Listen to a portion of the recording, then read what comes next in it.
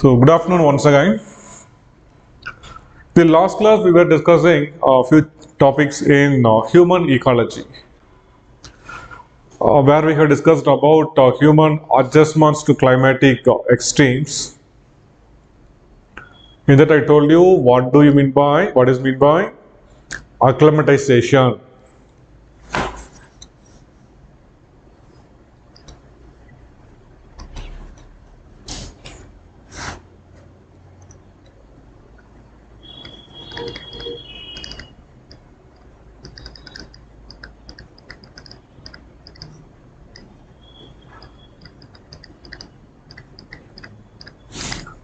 What do you mean by acclimatization, and what do you mean by adaptation? Acclimatization and adaptation. So we have discussed human adjustments to hypoxia condition.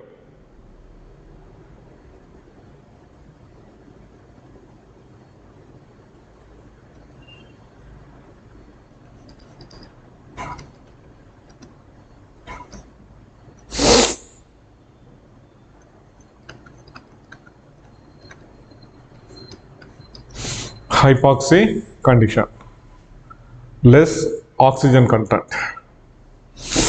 And then we also discussed about human adjustments to heat. Human adjustment to heat. Now let us continue our discussion. Now we need to discuss human adjustments to cold.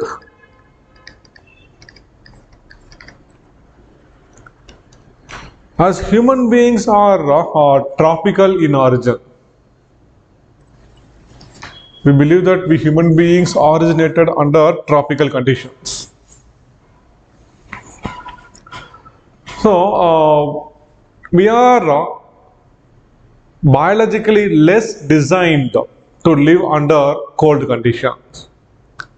Culturally we can adjust ourselves, but biologically we are very less designed to live under cold climate.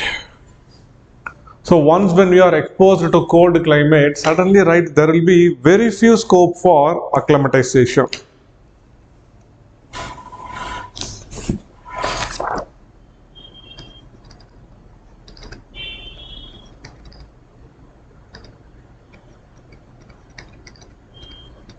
Very few scope for acclimatization.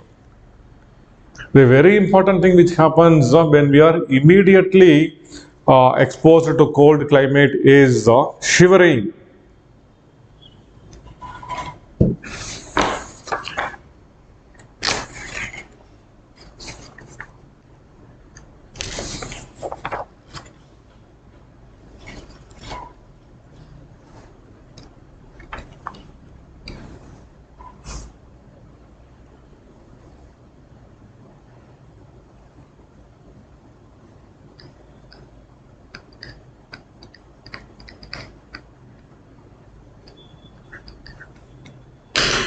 So when we shiver, what will happen to our muscles? Shivering is one involuntary activity initiated by our brain to deal with a cold climate. Immediately you feel like this. So that is one that leads to shivering is actually a rapid muscular movement. A rapid muscular movement. So this rapid muscular movement, it may result in increasing the internal body heat. So shivering is one acclimatization. So next important way we get acclimatized is by vasoconstriction.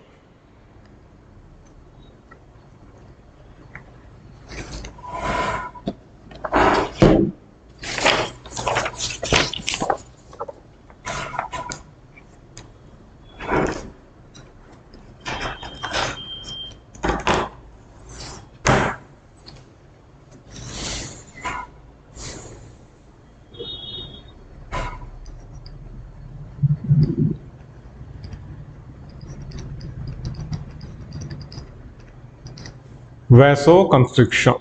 So vasoconstriction means a constriction of blood vessels. Suppose if this is the normal dimension of our blood vessel. So when we are exposed to cold, Suddenly these blood vessels becomes thinner.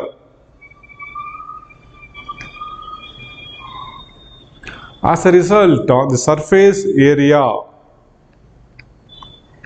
of the blood vessel decreases. Once when the surface area decreases, the scope for evaporation or the scope for radiation of heat out of the blood also decreases. As a result, more heat may get accumulated. But vasoconstriction for a continuous long period is not good to health. Suppose if there is a tissue and if the blood vessel here gets constricted, indirectly, right, blood supply to the tissues will also become minimum. And over the time, sometimes due to the shortage of blood and oxygen to the tissues, few tissues, right, may report sudden collapse, which we call it as frostbite.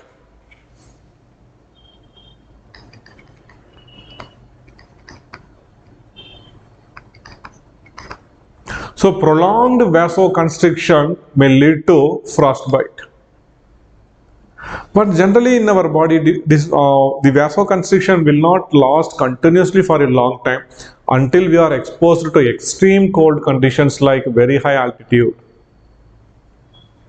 Very high altitude. Once I went to Gulmarg.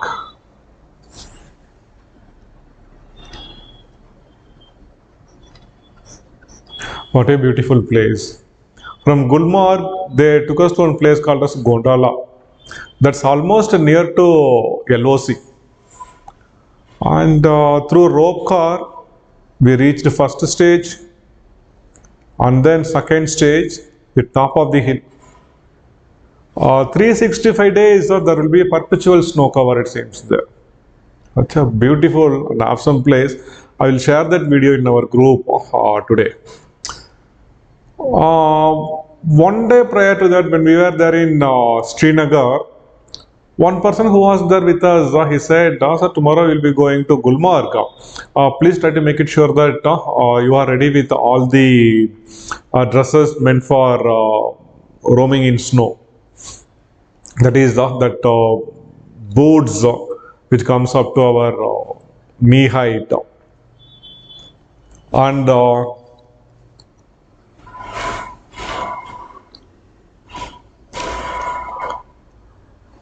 Armstrong, a very tough winter wear. I didn't have one, so we went there on the evening to shop. But our driver said, sir, there is no need for this. You can just go and come with whatever you are wearing. He said, sir, there's nothing like that. You can go and come. Then, believing his word, we also went there. When we reached the top of the place, it was around 2 o'clock in the afternoon. There was a very bright sunshine, and we were just playing on the snow. It was so awesome. And it became some 5 o'clock. Sun started dropping down. And with once when the sun's rays went behind the mountains, immediately, do you know how rapidly the temperature dropped? You felt like, oh my God, that I couldn't bear the shivering. And somehow I asked her, please push me back. I just called our driver to say, just switch on the AC and keep it in the warmer mode. And try to keep it as warm as possible. I just jumped into the hard to protect myself against the cold. The sharp variations, Gulmarg. So in area like this, right, if you are exposed to vasoconstriction for a very long time, this may lead to frostbite. But generally under normal conditions, with respect to this heat and cold, blood vessels keeps contracting and dilating contracting and dilating. This cycle, this phenomena is called as Lewis hunting phenomena.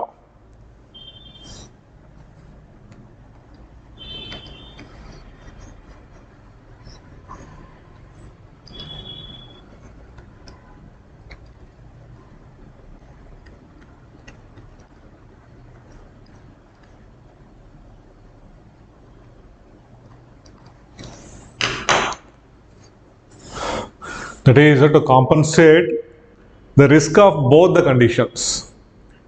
If you keep it constricted for a long time, it may lead to frostbite. So slightly enlarge it, again contract, slightly enlarge it, contract, keep it for some time. So beyond a particular time, when the body feels there is no adequate supply of blood to the tissues, then once again it dilates. Dilation means becoming bit large, enlarging. Got it? Fine. So shivering and vasoconstriction, these are the two very important acclimatization which are available when we are exposed to very cold condition. At the same time, one more thing may also happen, that is increase in the basal metabolic rate.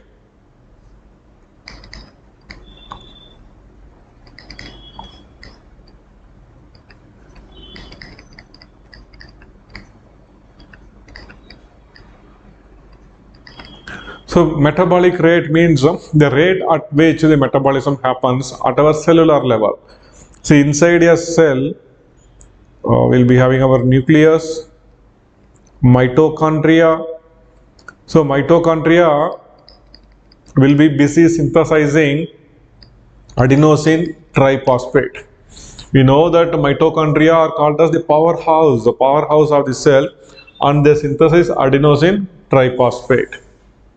They synthesize adenosine triphosphate. Okay. Then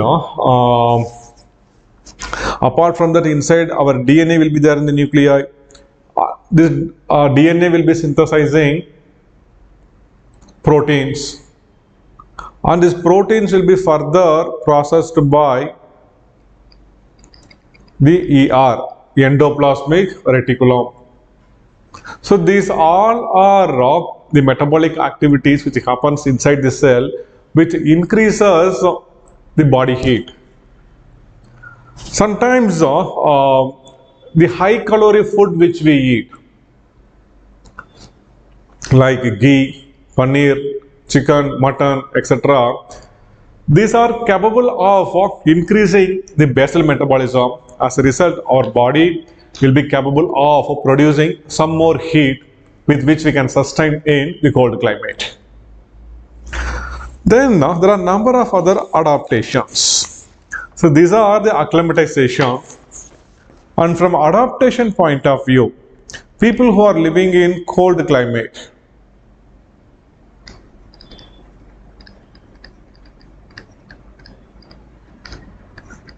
they always have minimum 1 centimeter thick layer of subcutaneous fat deposition beneath the skin, that we call it as subcutaneous. By subcutaneous, cutaneous means skin, by subcutaneous just behind the skin. So there is a thick layer of fat acts as an insulating material. It will not allow the cold to pass on. So whereby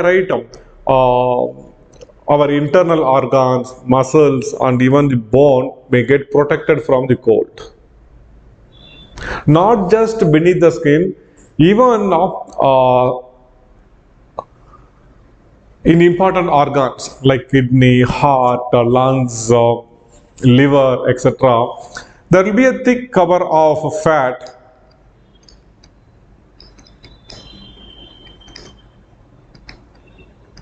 over the organs, so that the organs can be protected by the damage due to cold. Damage due to cold. There are a few more adaptations. Generally, people who are living in cold climate, they tend to be fat and bulky.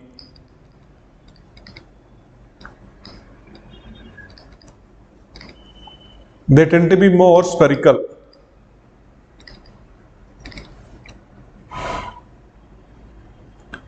Because once they tend to be more spherical, right, more bulky, they can produce, they have a lot of biomass. There will be greater metabolic activities and more heat will be generated so that they can remain bit warm. Then bodily hairs.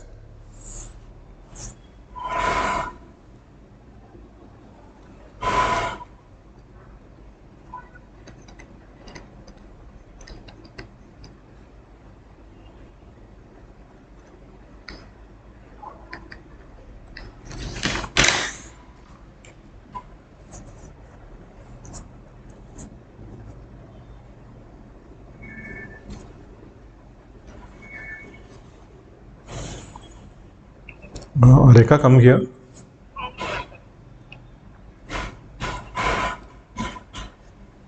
Bodily hairs. So the presence of hairs on the surface of the body. So these hairs, right, these are capable of trapping the heat to some extent.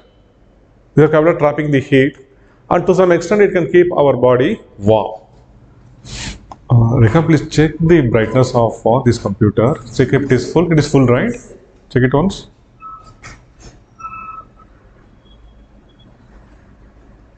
Yeah.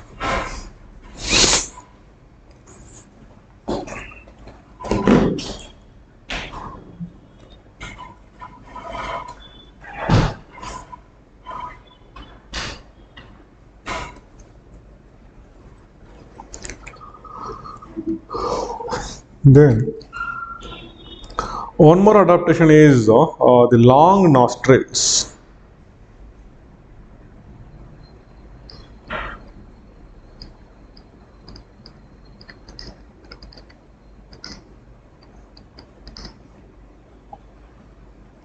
Long nostrils. So, you can always see people who are living in the equatorial region, mainly in Africa, you can see their nose will be altogether different. They'll have a short and wide open nose, through which there will be greater ventilation. They can just blow out large volume of air at a given time. But for people who live in cold countries, those who live in Scandinavia, those who live in Russia, you can see they'll have long and pointed nostrils. As it is very long, it takes a lot of time for the air to pass through. And when it passes through the nostrils for a long time, it gets heated. Even the microscopic level heating at times matters. People who are in cold region, E.L. Chirmak, he may be knowing how important it is to have even this minute level of heating. And when the air gets blown out also, it takes a lot of time to get blown out.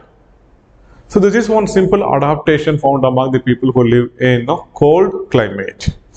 So there are, as human beings originated under warm tropical conditions, there are only very few biological ways by which he can adjust to the climatic, adjust to the cold climate.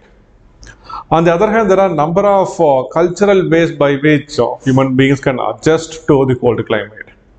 I don't think there is a need to even explain anything here. This includes like designing our living space, air conditioning or providing heating facility to the rooms, clothing, like wearing proper winter wears. I've seen there are few people, I really don't know how they are doing it. So in Delhi during the cold winter season, now right during the month of December, January, when we shiver a lot in cold, we'll read a news that our Sardarjis in Amritsar, they'll jump into the lake there, in our Golden Temple, and they used to take a holy dip, holy bath. E.L. Shirmang is saying that on the evening hours, so one cannot touch the cold water there. I tell you, in North India, in Punjab, in Delhi, We cannot think about touching the cold water now. We'll feel as if our bones are getting broken. Without knowing the severity of the cold, sometimes, right, few people, they do idiotic things. Once I still remember, I took a flight, late night flight to Delhi. When I landed, it was around 3 o'clock in the morning. By then, I think some flight from Chennai also landed there, and I saw a group of people moving there without wearing a winter wear. They were shivering and they were going, "Hey, what the hell you are doing? Please give respect to the climate. In your place, it may be very hot and humid, but now you are in a cold climate.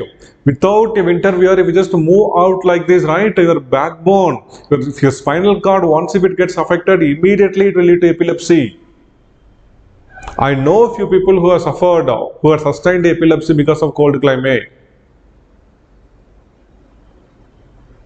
Then one couldn't tolerate the pathetic condition of one small girl there. She was in her 12, 13 years old. That girl is 3 o'clock in the morning. She was shivering there. Then I had one jacket. I gave it to her. Please take it, wear it properly.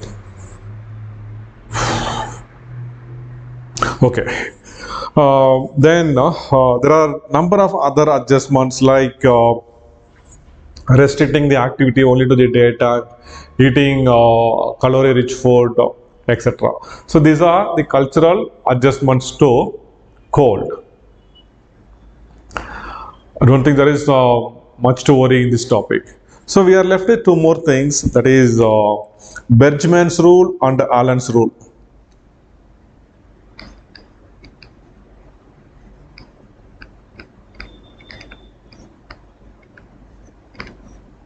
Bergman's rule is a very simple rule actually.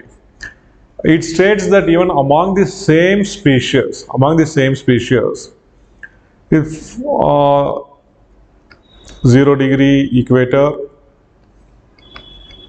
23.5 Tropic of Cancer, 66.5 Arctic Circle. If the same species lives here like this in this region, those animals which lives near the equator tend to be lean, while the same towards the polar region tend to be a bit bulkier. One good example is the sloth bear and polar bear.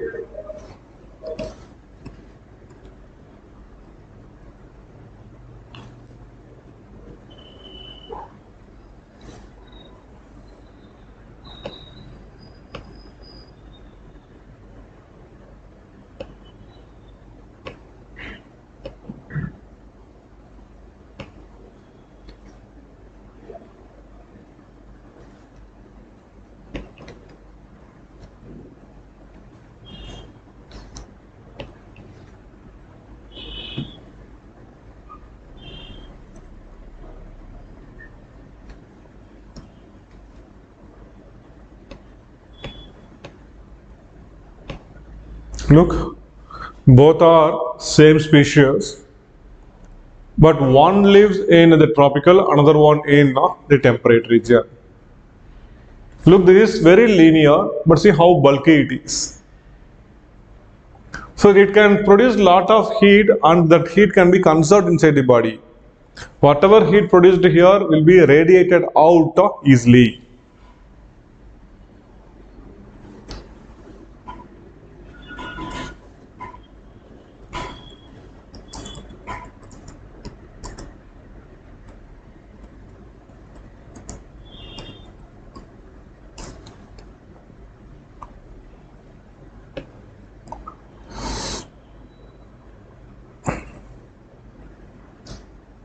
Same is the case. You can see here this is sloth bear, how it is. On the other hand, have a look at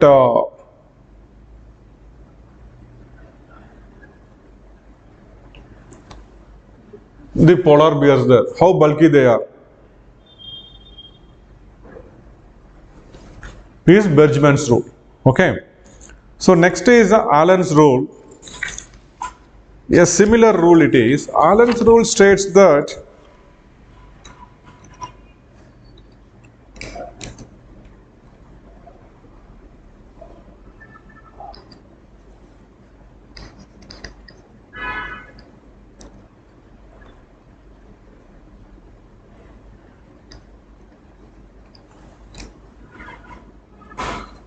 this rule states that length of the appendages. This also plays a role in heat conservation or heat radiation. So longer the appendages, longer the limbs are, longer the ears are, more rapidly will be the heat radiated out. So for the animals who are living in the tropical areas, they tend to be lean with long appendages. As a result, heat can be radiated out. This is not at all a very tough rule. I'll show you the example with one picture.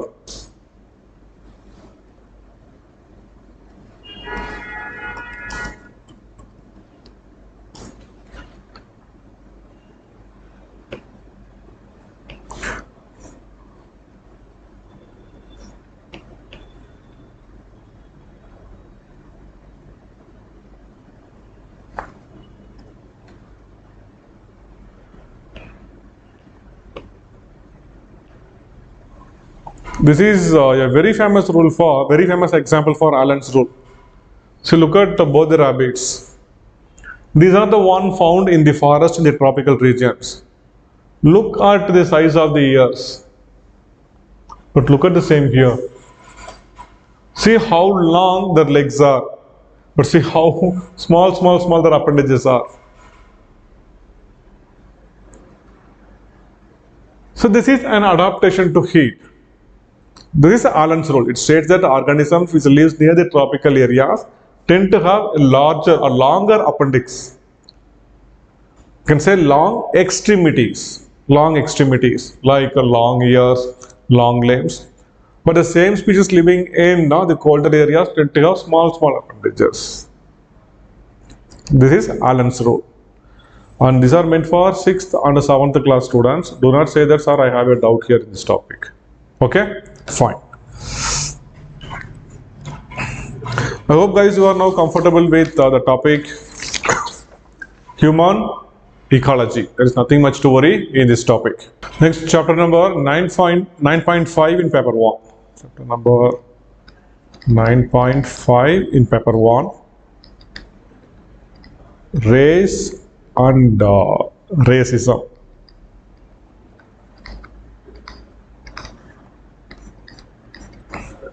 So what is this race? Cycle race, bike race, car race. This is a human race to show who is superior and who is inferior. Next, have a look at the syllabus, race and racism, biological basis and morphological variations.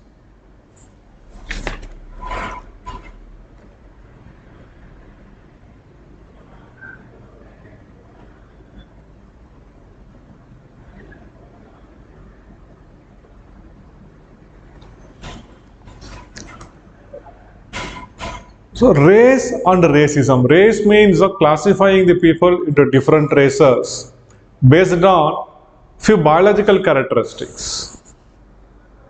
Generally, there are 3 important races. One is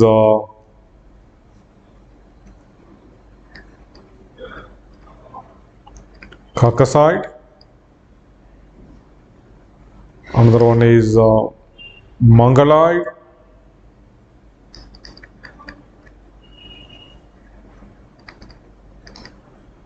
And the third one, Negroid, Negrito or Negro people. So we all know Negroes mean they are dark skinned, Caucasoids are light skinned, Mongoloids are altogether a different race, right? There are some morphological differences. There are some biological differences between the 3, and the 3 are consistent.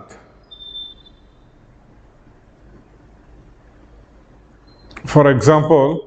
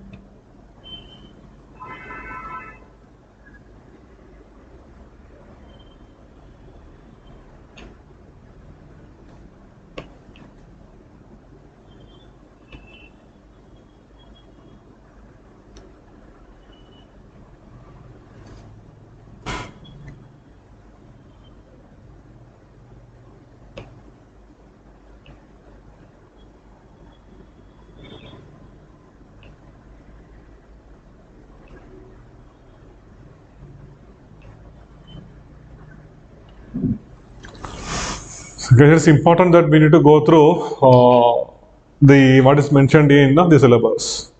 Race and racism. Biological basis. Just note on the word biological basis of morphological variations, metric and non-metric characteristics. Then racial criteria and racial traits in relation to heredity and environment. Then biological basis of racial classification. All these things deals with race. Okay? Simply write, they have overwritten the things again and again. And the race crossing and racial differentiation in men. Race crossing and racial differentiation in man. Only race crossing. What is the racial differentiation? See here, earlier prior to 2008, the old syllabus, this topic race and racism also included few other topics like serological criteria. So here now we have morphological variations, metric and non-metric characters, right?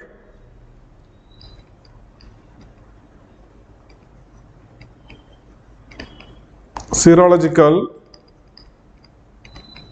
criteria in race. By serum, we refer to blood serum.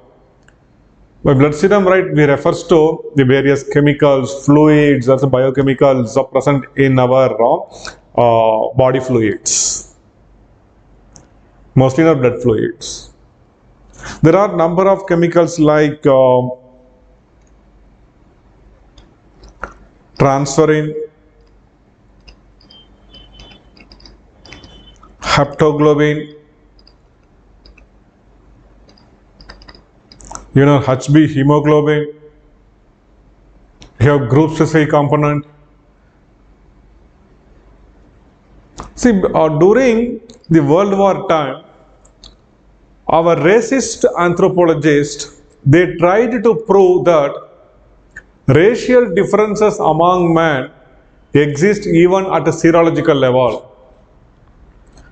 Though they managed to find some differences among human population, they couldn't correlate that with different races. It took a very long time for our anthropologists in India to identify that these are the topics which are not related to race and racism. And at least by 2008, they have moved these topics and they have placed it in a separate topic. The next chapter, that is age, sex, population variation as genetic markers, where we discuss this, all these ABO, blood group, HP, transferrin, GM, haptoglobin, okay, etc. But in few state service commissions, so they are yet to change the syllabus, and this continues to be remain as a part of race and racism. I have mentioned what is the race.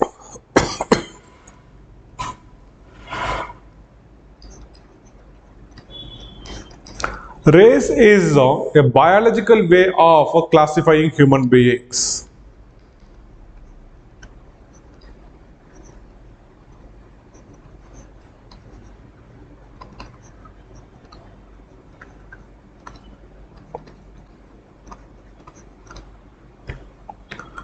But what do you mean by racism?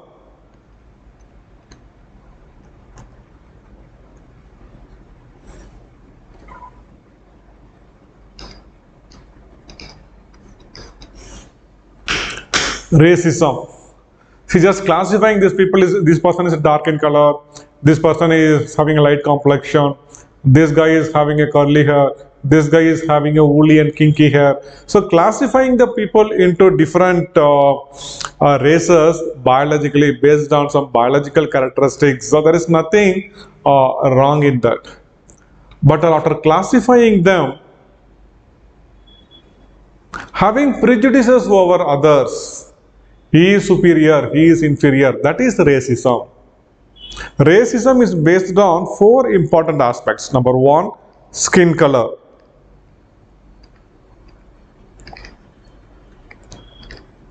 Number two, IQ. Number three, superior culture. And fourth one, purity of blood.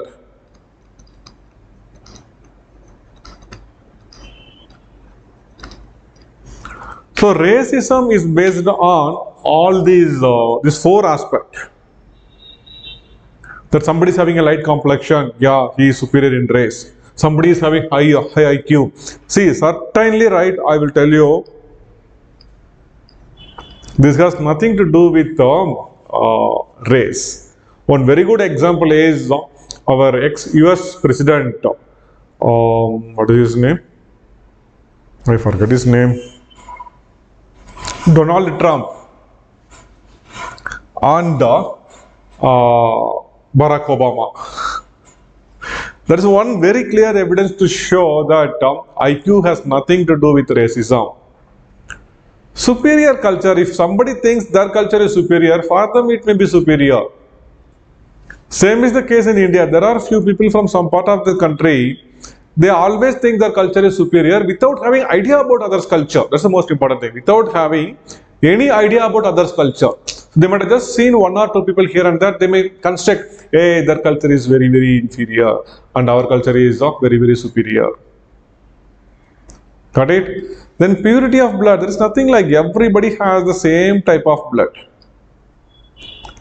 Few racist elements during the World War time, they tried to prove that racial differences do occur at serological level. They managed to conduct number of experiments to find the differences. Though they managed to find some differences, they couldn't correlate that with race. So that we will discuss later when we discuss the chapter number 9.6. So now let us go back to the concept of race. Dobzhansky gave one very good definition for race. According to him, race is a group of population which are, it's a group, first it's a group of population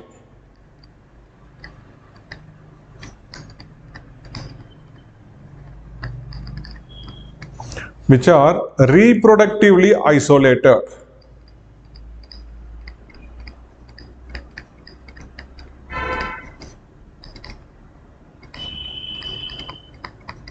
Which are reproductively isolated to the extent that the exchange of genes between them is absent or so slow.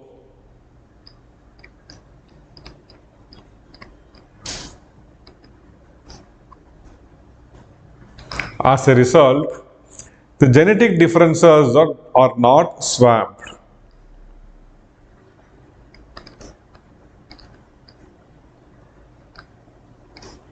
Still exist.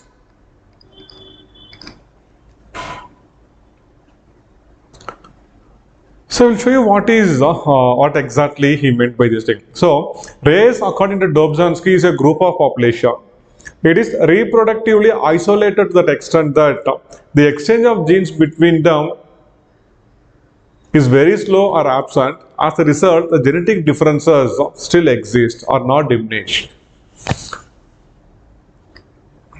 If there is one area where we have Negro population and Mongoloid population, Negro population, right, they have some very peculiar characteristics like dark skin complexion, large and massive lower jaw.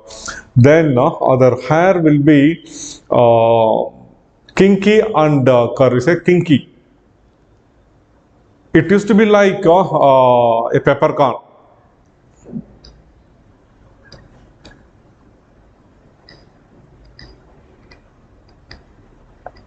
Like this. But on the other hand, for Mongoloid people, they have a light complexion. Their hairs are fibrous, very, very long, like these fibrous hairs. Suppose if they continue to breed among themselves,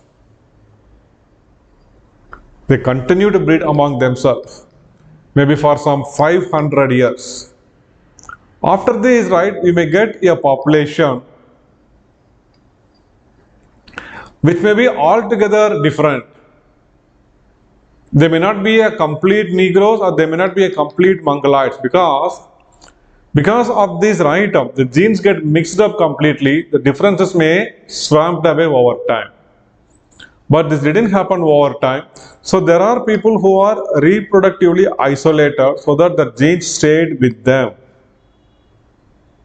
For example, until the 18th century, most of the Negroes in the world were confined to the continent of Africa.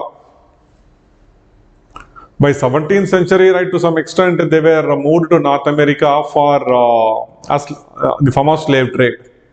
So until the slave trade, most of the Negroes were confined to Africa. So there was no chance for them to marry somebody from a Caucasoid race. Though even in Africa, to the north of Sahara Desert, there are people of Caucasoid race who are living there. But it was so difficult for somebody from the Congo Basin to cross the Sahara Desert to establish contact with these people. So race means it is a group of population. They were reproductively isolated to that extent that the absence of genes or say the exchange of genes between them didn't happen, or even if it happened, it was so slow that the differences still exist. Okay, so race, right, we are classifying it based on morphological criteria, not based on social criteria. So we are using number of biological criteria to classify people into different races, number of biological criteria.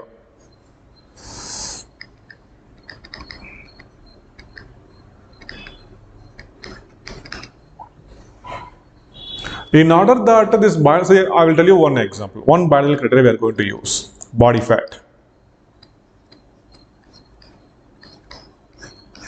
Based on body fat, we are classifying people, somebody who is very bulky, somebody who is a bit medium, and somebody who is very thin. Sometimes if a thin boy gets married to a thin girl, their son or daughter, they may be raised up in such a way that from 2 years of age, he may continue to eat pizza, burger, all spicy and oily food. He may become very bulky.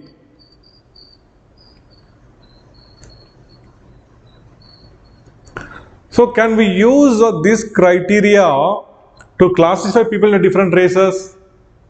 We cannot. That means one person, right, depending upon his food habit, this character varies. See, Adnan Sami.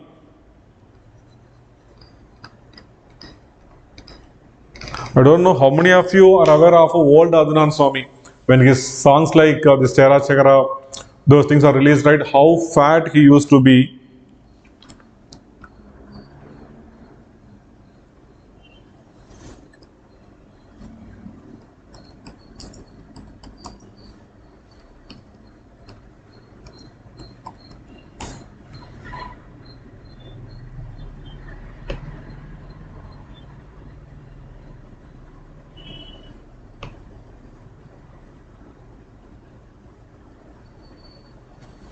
See how Adnan Sami was. Can you believe that he is the same Adnan Sami now? So there is one character which made him very fat. The same thing he managed to come out of that, eliminate that, and he became very thin. So what is this particular character? This particular character, right, body fat is one character.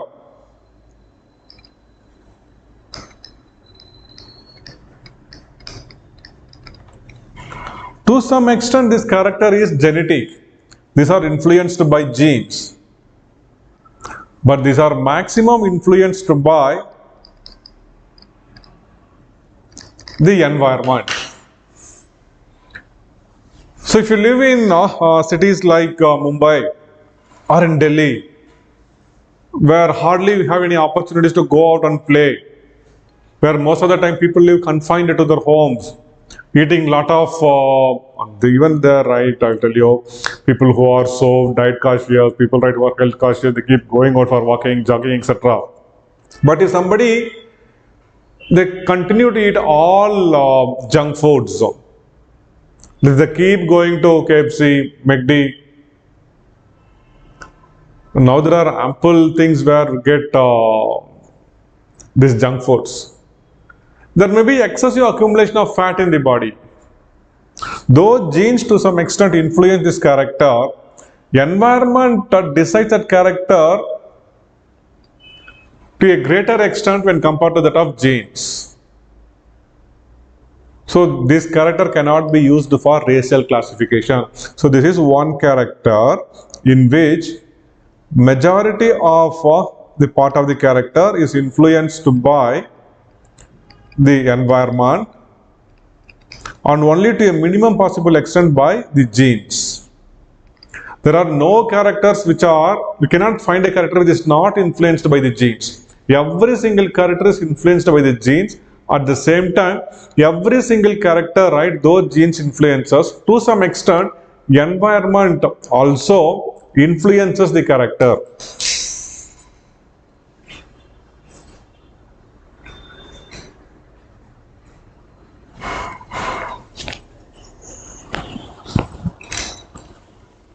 Environment also influences the character. But for a biological criteria to be genetic, it should be least influenced by the environment and it should be maximum influenced by the genes. Can you tell me some character like this? See, skin color is one criteria.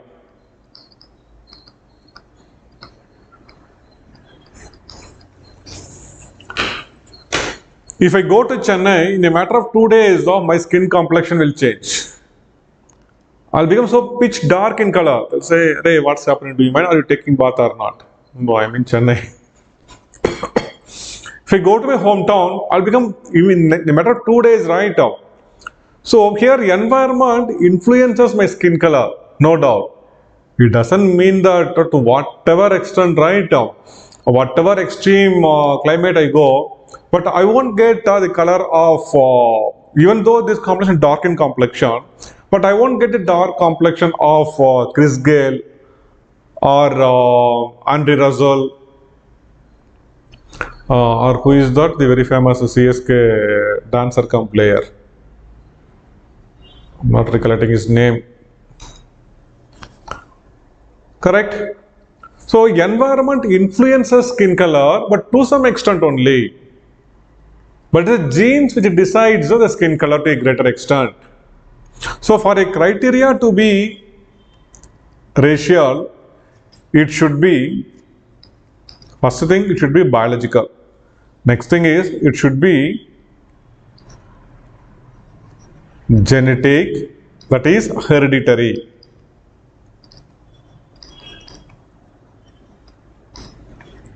And it should be least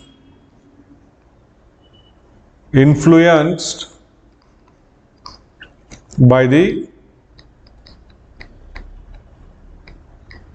environment. Yes, Dilip Kumar, DJ Bravo. DJ Bravo. But that guy in real life, he is so awesome a personality. lot of fun loving and good. Okay. So as I told you, there are three major races in the world. One, it is Caucasoid.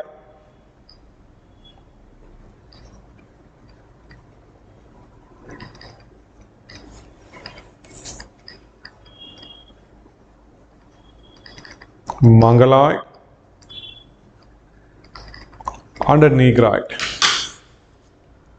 But now I will show you one of my very famous hero, a big hero during our childhood days.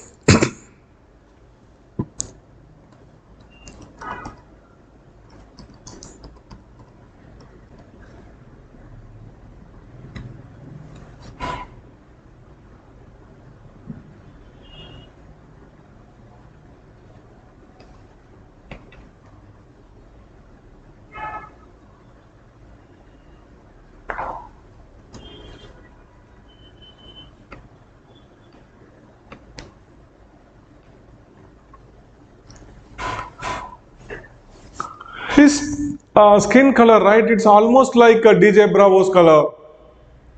Even he is having a curly hair. In this, right, I think he managed to straighten it. In reality, even Muthiah Muralidharan's hair used to be very curly, very curly.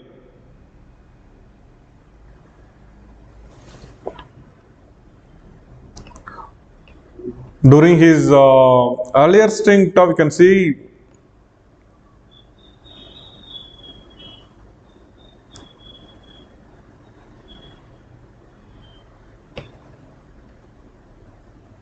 or one more example of another hero.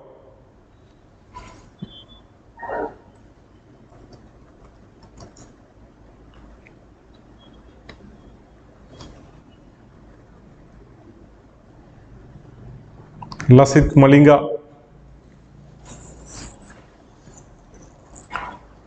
Very rarely cricket produce such a great cricketing heroes. There was a time it was the semi-finals between Sri Lanka and New Zealand. The New Zealand opening batsman was simply clueless against Lasith Malinga. They were just standing and laughing at him, looking at the way he was bowling. Array, from where the ball is coming, how to defend this? My question is, see, he is also having a curly hair. To which race his skin complexion is so dark in color? To which race he belongs? Certainly he is not a Negro. He is not a Negro. But on the other hand, have a look at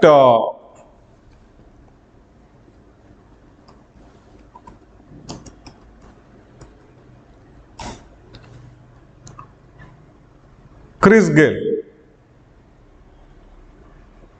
I don't know why. I do not have too much of liking for Chris Gale for some reasons. In public, right, he behaves very badly. 2-3 times, right, I had a chance to see this guy in public. And in all the 3 instances, right, he was behaving in a very rude way. Once he was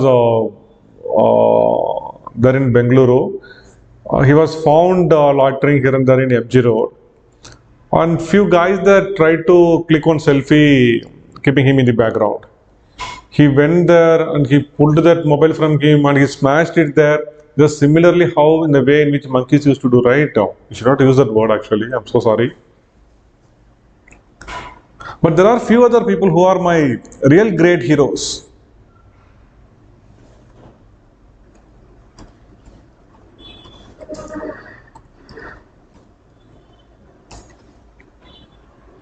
Curtly Ambrose. I don't know guys whether you have seen Ambrose and Courtney Walsh bowling. They are, I'll tell you my real life inspiration they are. Never ever right we have seen Ambrose or Courtney Walsh showing their expression in the field.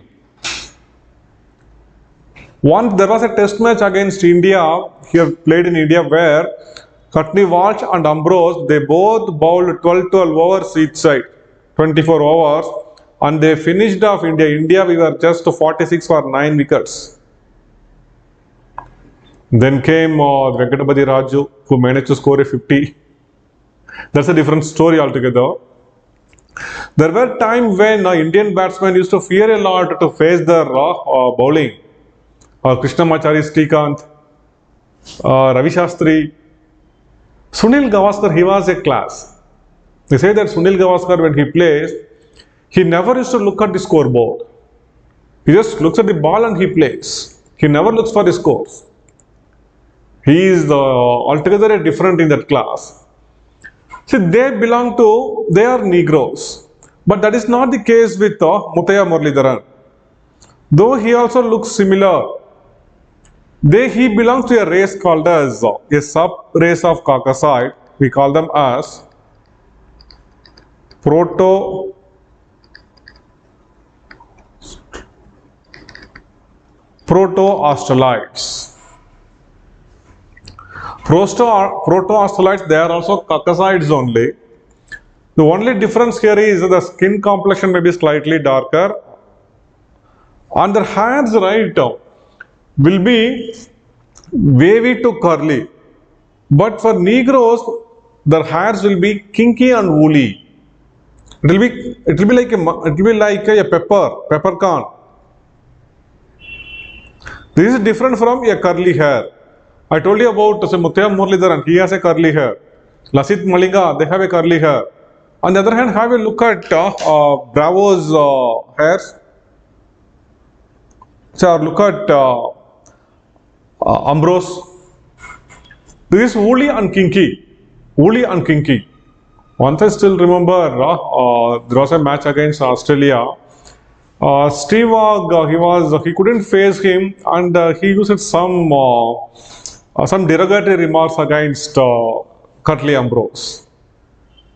With a lot of anger, right, he went towards him. Brian Lara intervened and he pulled him away. They are like that only. Come back, man. They are like that only. Australians, right? Come back. Australians are Australians.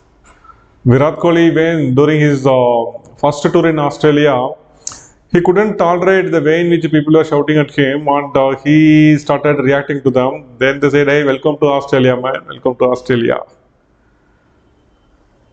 That's a different story. Okay.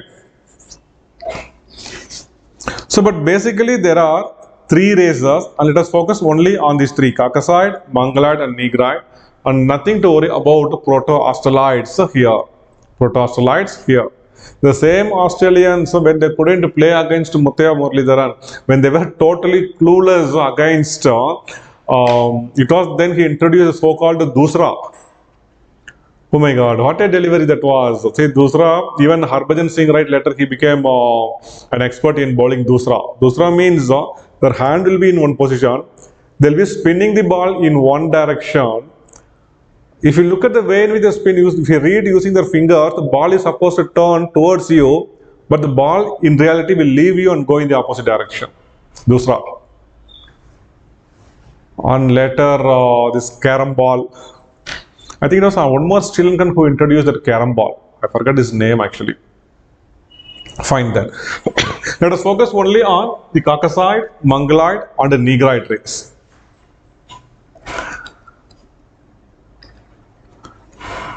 There are a few more things to explain here. I have mentioned morphoscopic and morphometric character. So we are going to classify the people only based on the biological criteria, and this biological criteria should be genetic.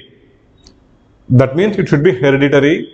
At the same time, it should be least influenced by the environment.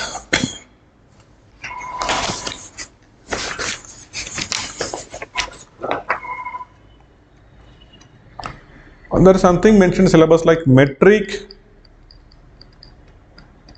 and non-metric characters.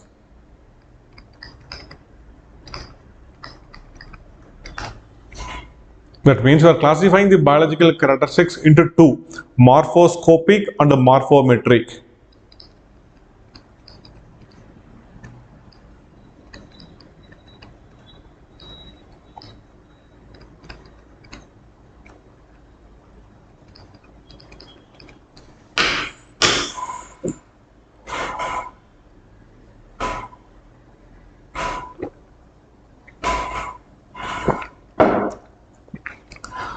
So morphometric means these are those characters which we can measure, like length of the nose, breadth of the nose we can measure.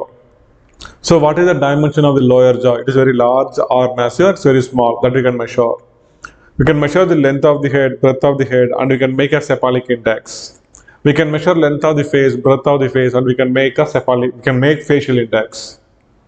We can measure the height of a person, and we can, or to some extent, use stature as a racial character.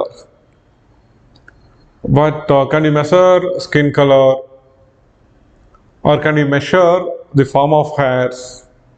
There are few things which cannot be measured, right? All those things which we cannot measure, these are morphoscopic characters. This is what we mean by non-metric. By metric characters, these are those which we can measure. Okay, so first let us discuss about morphoscopic characters.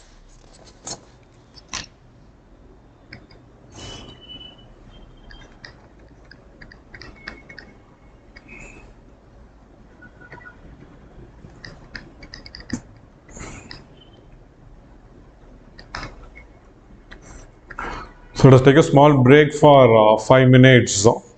So morphoscopic basis. So by morphoscopic basis, we refer to some characters which cannot be measured, but which can be differentiated just by seeing. The first important morphoscopic is the skin color.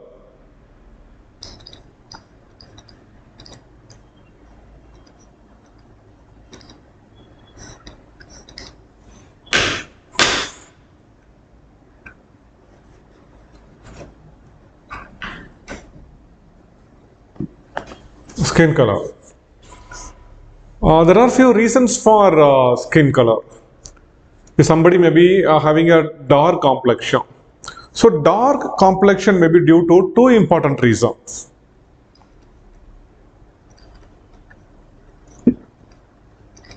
One, it is because of the pigment melanin.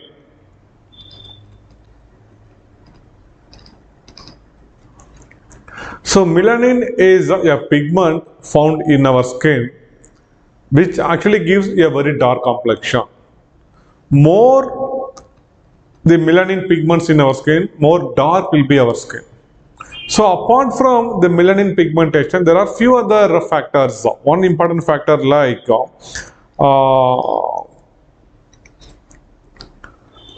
blood vessels.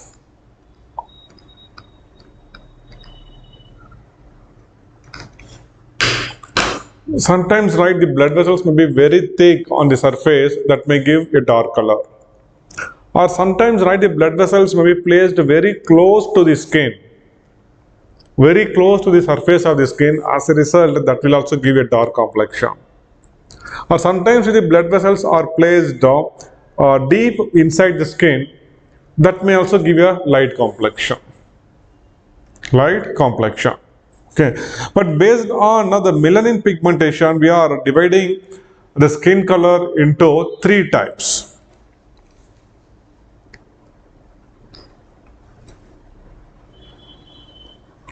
Number one, leukodome.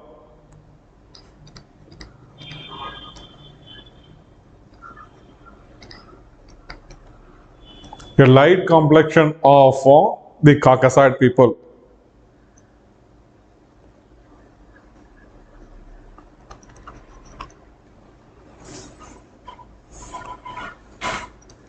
The number two, xanthodome.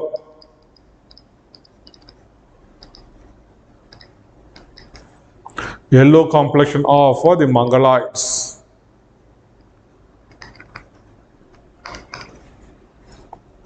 Then number three, melanodome.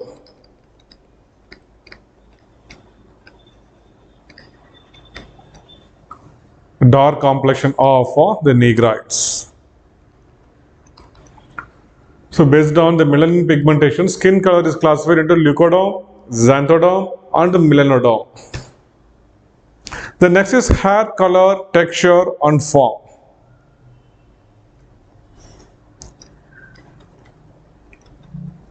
First, let's discuss about the hair form.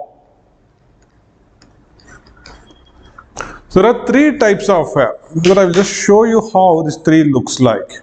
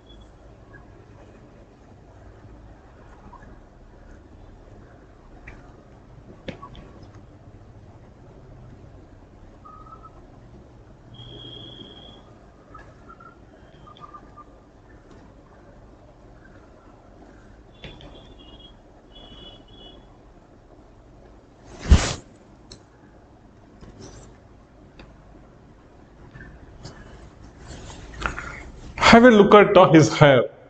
It is like peppercorn, right? It's like a pepper.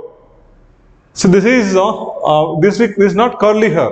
This is kinky or woolly hair. This is kinky or woolly. On the other hand,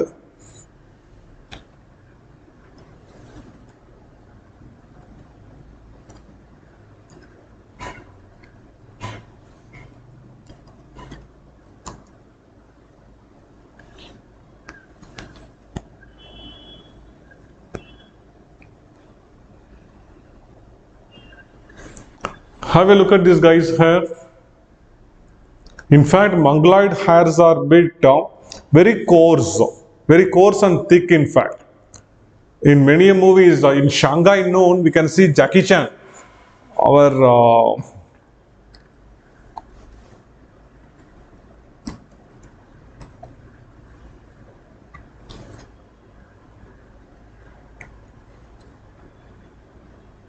he was our more than a real life hero for us, Jackie Chan.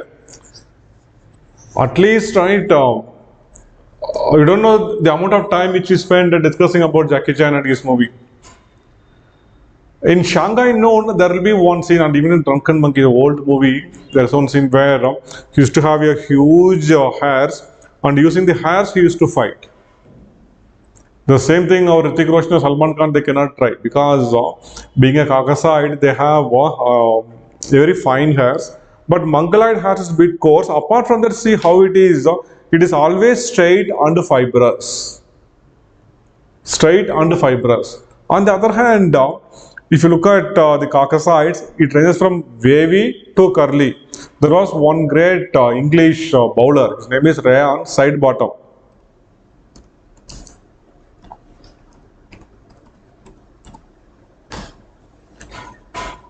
Rayan Sidebottom. What a name. And look at his hairs. Wavy to curly. Excuse me. Wavy to curly. So now can you understand the difference between the three types of hairs? So based on the form of hair, hairs are classified into three types. Chymotrichous.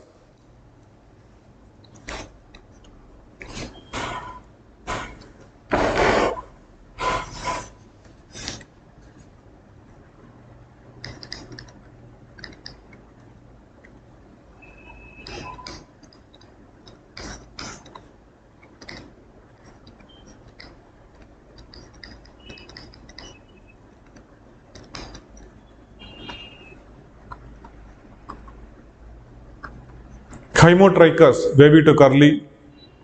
Leotrichous.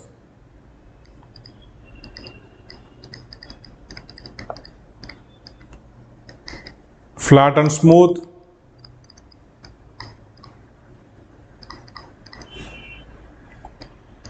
Eulotrichus,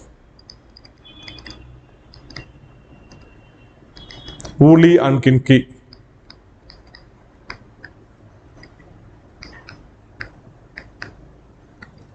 Woolly and kinky. So based on hair form. Similarly, right, see Chymotrichus, this is characteristic of Caucasoid, Leotrichus mongoloids, and Eulotrichus the nigrites. Then even the hair color, right, it varies from people to people. For example, it used to be light blonde to brown for Caucasoid.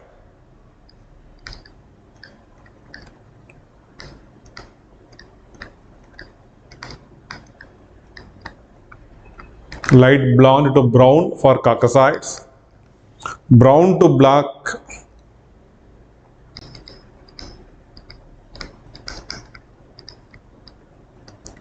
brown to brown black for mongoloids, and then brown black for nigrites.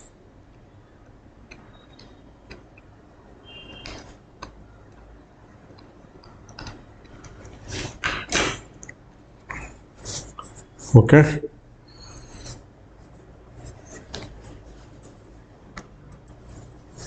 Then about hair texture, as I told you, mongoloids have a very coarse hair. Japanese in particular, they have very thick and coarse hairs. Caucasoids, right, they have a soft and fine hairs, while Negroes have kinky, woolly and kinky.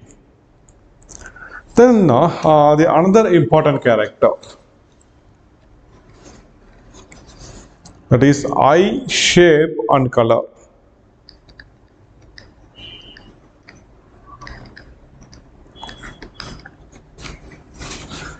In that, mongoloid eye alone is different from other eyes.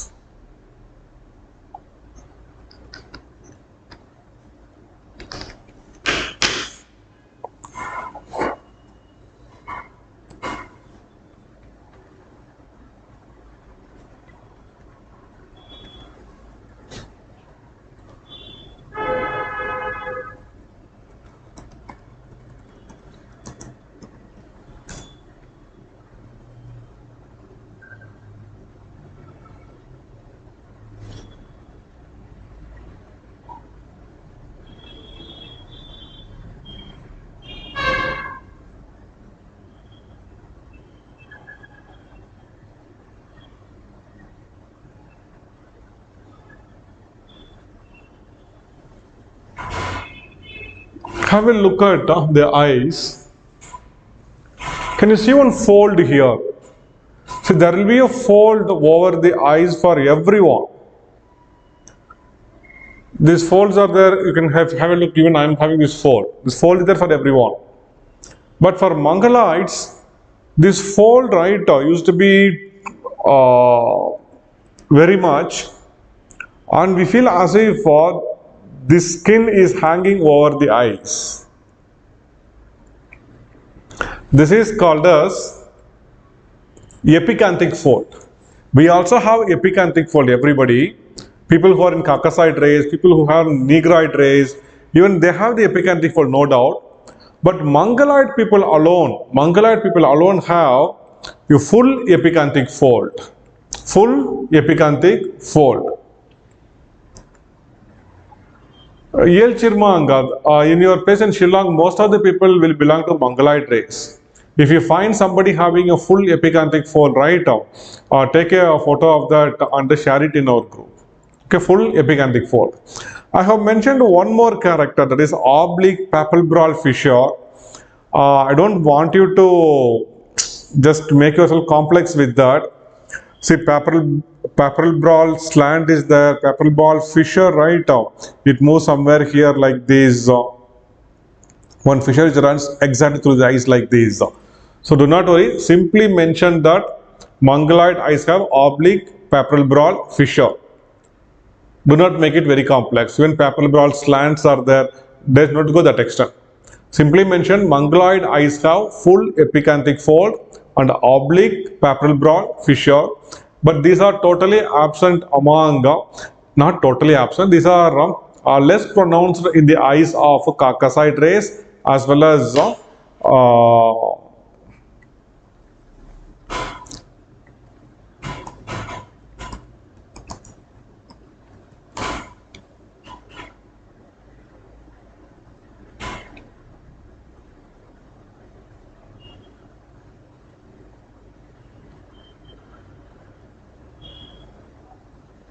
so look at this girl, she is not a mongoloid. Even she is having an epicanthic fold, but it is not a full epicanthic fold. It is only a half epicanthic fold, only a small fraction of skin, right? We feel as if it is hanging. But for mongoloids, right, I can feel as if the full, there is a full fold here. Again, I would like to tell you, a few people say, sir, these characters are found in this girl here. I have seen one here like this, there like this, and even the kinky hairs. See, there is nothing like purity of race. All those things are made, literally made some 100 years back, and these things does not hold good anymore. If somebody raises a question, sir, there is some confusion here, yes, then you are correct. There is nothing like purity in race. What we find in mongoloid race is also there in negroid. What we found in negroid race, we also found among the Caucasoids. But only thing is, there are few characters which are very strong. For example, we cannot see a mongoloid having a dark complexion. We cannot see a mongoloid having a dark complexion. So we cannot have a negroid having a fine fibrous hair. But nowadays they are straightening the hairs to look fibrous. Got it? Okay. Then there is also a variation in the color of the eyes.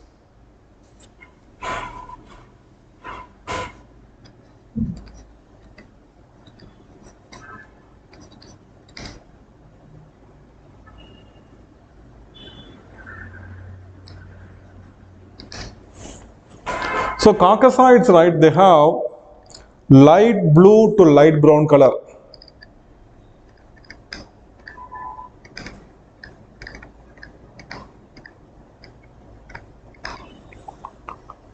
This blue color eyes, right, this is based on a recessive character, and very easily, right, only people under homozygous condition, they have this type of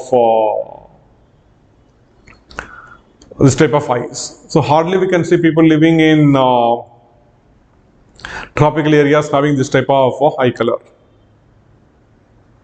Okay, mongoloids, they have light brown to dark brown.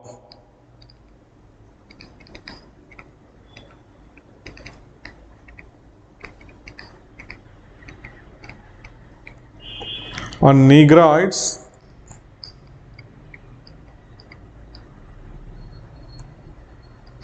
dark brown to brown black.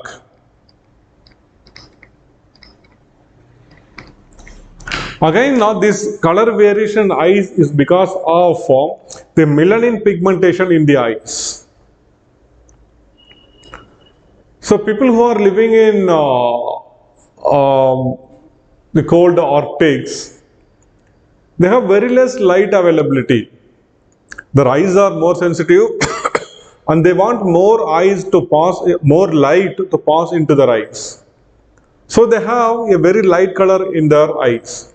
On the other hand, people who are living in the African desert or in the tropical rainforest, where in tropical rainforest early morning, how bright the sunshine will be. So now they need to minimize the light which passes into their eyes. That's why they have excessive melanin pigmentation in their eyes. But that is not the case with the people who are living in temperate and in Arctic regions. That's where comes the difference in the eye color.